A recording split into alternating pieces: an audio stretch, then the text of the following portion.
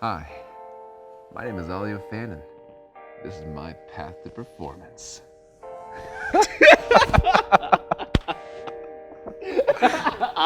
Welcome to the night show, ladies and gentlemen.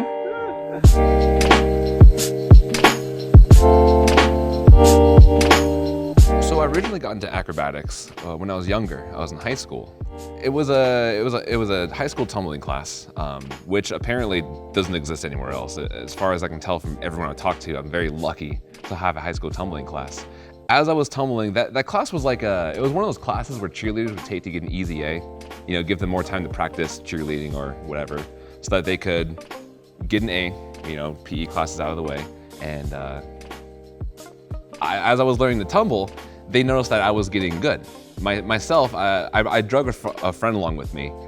Him and I would go to the backyard and practice our tumbling skills. And we got a mattress. The old story of almost every self-taught tumbler or tricker in the world. We got a mattress and we put it in our backyard and we started just throwing our bodies into it and seeing what would happen. They kind of realized that we liked it, and then the cheerleaders ended up recruiting us to become cheerleaders. Right near the end of my performing career as a cheerleader, as a competitor, I started coaching cheerleading. And so as I was coaching, I started exploring different avenues of coaching. So I started teaching at this martial arts school, and I started teaching their demo team acrobatics. And I didn't have an opportunity growing up to take classes because I couldn't afford it. So as I took this opportunity to teach their demo team acrobatics and then teach me martial arts. The sensei would teach me some basic sword stuff, some sparring, some forms. And so I spent about 2 years after practices. I would be training all day, going to a martial arts school at night to train and then to teach their kids as well. After a little bit of time, my friend noticed I was doing more performing work, and she was a dancer, and she had a show coming up. She said that she needed to put together a circus routine for the club that she worked in. And she said that if you and some of your friends can put together a routine, then we can put it in my show.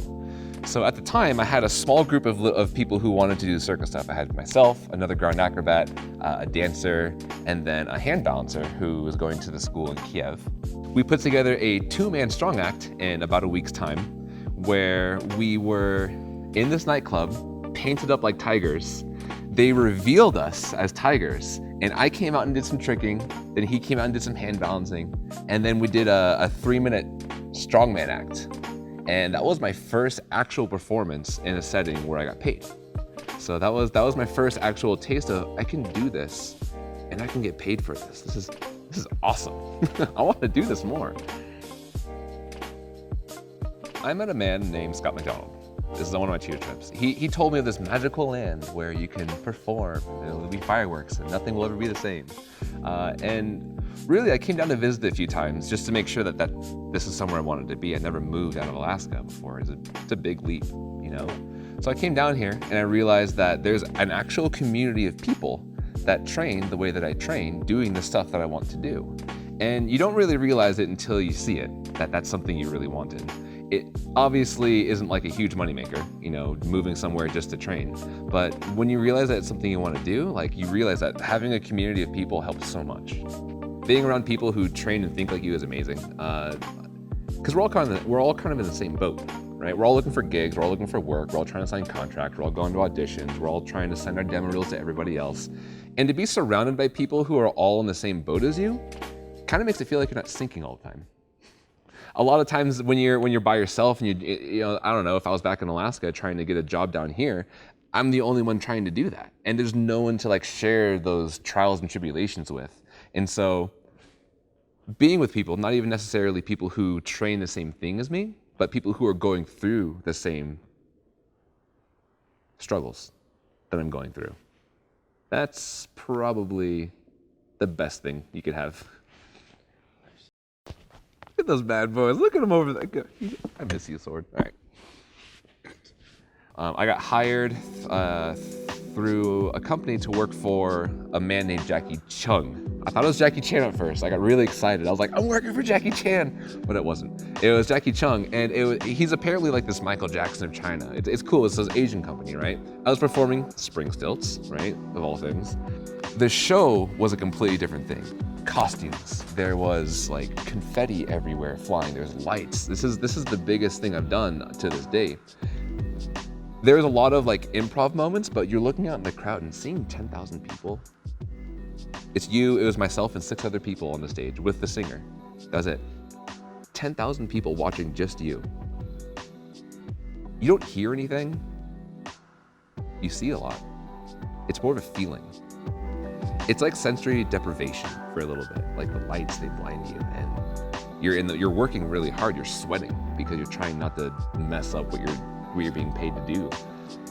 But then you do it, and then well, at least I was bouncing around. And you raise your hand up in the air and you look around. There's 10,000 people just staring at you, and they're clapping, and they're screaming, they're going wild. That's a part of performing that keeps me doing it. It's a weird thing thinking back to where I started and to where I am now. If I put myself in my shoes back then and I thought what I'm doing now, I would have been dreaming, right? Like there's no way. There's like I'm doing all this crazy stuff and all these different things and people and places, right? Like I'm traveling and working. It's insane. It's just a dream. But then I look back, I'm in these shoes, right? I'm looking back to where I started. And I look back, I'm like, I would be dreaming if I was that bad and I thought I'd be here doing what I'm doing today. You know, I'm pretty sure the future me is gonna say the same thing. I'm gonna be in a show somewhere. I'm gonna be in Macau doing stuff on stage for people, and I'm gonna think back to even now. I'm gonna think to myself, I was dreaming, thinking I would ever end up in a different country, doing something for people that I can't even speak their language. If I had to summarize it, I would say that I'm just chasing a dream. If you're standing on the edge and you're waiting to jump. Take that jump. Get out of your comfort zone. It's like fall. Be uncomfortable. Because I guarantee you, no matter how far you fall, there will probably be something underneath you to catch you. No matter how far you fall, and as long as you're willing to climb back up, it's worth it.